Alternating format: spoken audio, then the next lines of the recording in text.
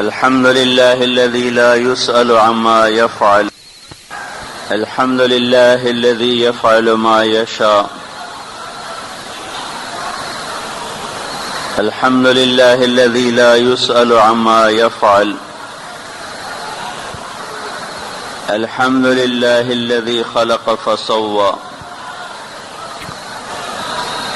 والذي قدر فهدى. الحمد لله الذي لا أحصي ثناء عليه وهو كما أثنى على نفسه. هو الأول والآخر والظاهر والباطن وهو بكل شيء عليم. وأشهد أن لا إله إلا الله وحده لا شريك له. وأشهد أن سيدنا ومولانا محمدا عبده ورسوله أرسله بالحق بشيرا ونذيرا وداعيا إلى الله بإذنه وسراجا منيرا. صلى الله تعالى عليه وعلى آله وعلى أصحابه وبارك وسلم تسليما كثيرا كثيرا. أما بعد فأعوذ بالله من الشيطان الرجيم. بسم الله الرحمن الرحيم. من اهتدى فإنما يهتدي لنفسه ومن ضل فإنما يضل عليها ولا تزر وازرة وزر أخرى وما كنا معذبين حتى نبعث رسولا. فإذا أردنا أن نهلك قرية أمرنا متر فيها ففسقوا فيها فحق عليها القول فدمرناها تدميرا. وكم أهلكنا من القرون من بعد نوح وكفى بربك بذنوب عباده خبيرا بصيرا.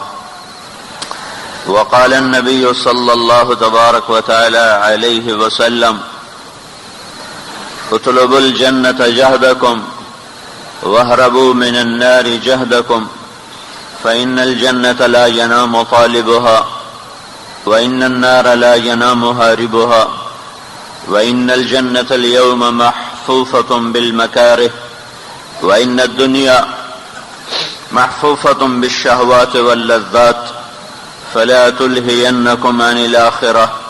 وقال النبي صلى الله تعالى عليه وسلم إن الله بعثني كافة للناس رحمة فأدوا عني أو كما قال. والله أخرجكم من بطون أمهاتكم لا تعلمون شيء. اللہ نے تمہیں ماں کے پیٹ سے نکالا، تم کچھ بھی نہیں جانتے تھے، اور انتہائی طور پر یہ تھوڑے علم والا ہے. وما اوتیتم من العلم الا قلیلا. جو جس لائن میں چلا ہے وہ اس کی انتہا پر جب لوگوں کی نظروں میں پہنچتا ہے تو اللہ کا ایک فرمان اس کے سامنے اس کی حقیقت بتلاتا ہے اور آئینہ دکھلاتا ہے کہ تیرے پاس جو کچھ بھی ہے بہت تھوڑا ہے. وما اوتیتم من العلم الا قلیلا. پہلی بات تو یہ ہے کہ وما اوتیتم، جو تمہیں ملا ہے خود نہیں تم نے لیا، کسی نے دیا ہے. وما اوتیتم، دینے والا کوئی اور ہے. پھر جب دینے والا کوئی اور ہے تو وہی کہہ رہا ہے میں نے دیا ہی تھوڑا ہے، تو تم یہ کیا دعویٰ کر رہے ہو ہم بڑے پڑھے لکھے لوگ ہیں.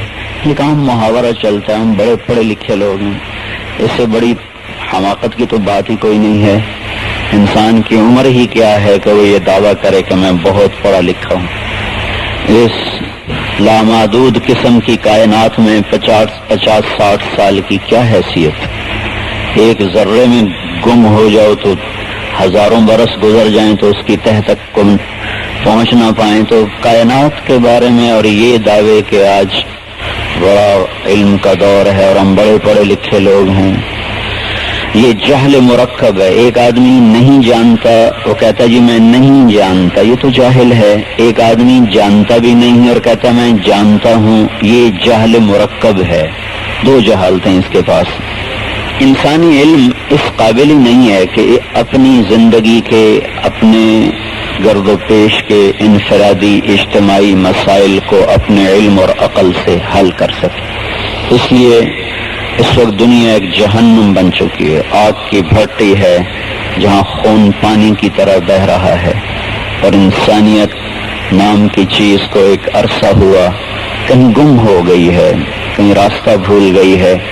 انسانی شکل میں جانوروں سے جہان بھرا ہوا ہے. اس کی اس بے بسی کو اور اس کی اس کمی کو دور کرنے کے لیے اللہ تعالیٰ نبیوں کو بھیجتا ہے اور ان کو کامل علم دے کر بھیجتا ہے. نبی سیکھتے نہیں، نبیوں کو سکھانے والا کوئی نہیں ہوتا. نبیوں کا علم کسبی نہیں ہوتا، اللہ کی طرف سے فیضان ہوتا ہے. موسیٰ علیہ السلام آگ لینے جا رہے ہیں، ان کو وہم و گمان بھی نہیں کہ آگے کیا ہونے والا ہے، اور بیوی سے کہہ رہے ہیں کہ ہم راستہ بھول چکے ہیں، رات اندھیری ہے اور سردی ہے تو وہ مجھے آگ نظر آ رہی ہے. تو لعلی آتیکم منہا بقبس او اجد علی النار ہدا، میں جاتا ہوں شاید کوئی رہبر مل جائے تو راستہ پوچھ لوں، اور آگ مل جائے تو لے کر آؤں. فلما اتاہا، آگ لینے آئے ہیں، وہ پہنچتے ہیں، آگے ایک درخت ہے وہ جل رہا ہے، تو وہ انتظار میں کھڑے ہو گئے کہ اس سے کوئی آگ گرے، انگارہ گرے، کوئی شاخ گرے تو اٹھاؤں. تھوڑی دیر کے بعد خوف زدہ ہو گئے، آگ ہے لیکن درخت سرسبز ہی کھڑا ہوا ہے، آگ ہے اور تپش کوئی نہیں، آگ ہے چنگاری کوئی نہیں، دھواں کوئی نہیں، تو گھبرا گئے. یہ کیا ہوا؟ یہ کیسی آگ ہے؟ نہ درخت کی ہریالی میں کمی، نہ اس میں کوئی تپش، نہ اس میں کوئی دھواں. تو اسی تذبذب میں تھے کہ ایک دم آواز آئی، نور دیا، پکارے گئے، یا موسیٰ انی انا ربک، میں تیرا رب تجھ سے مخاطب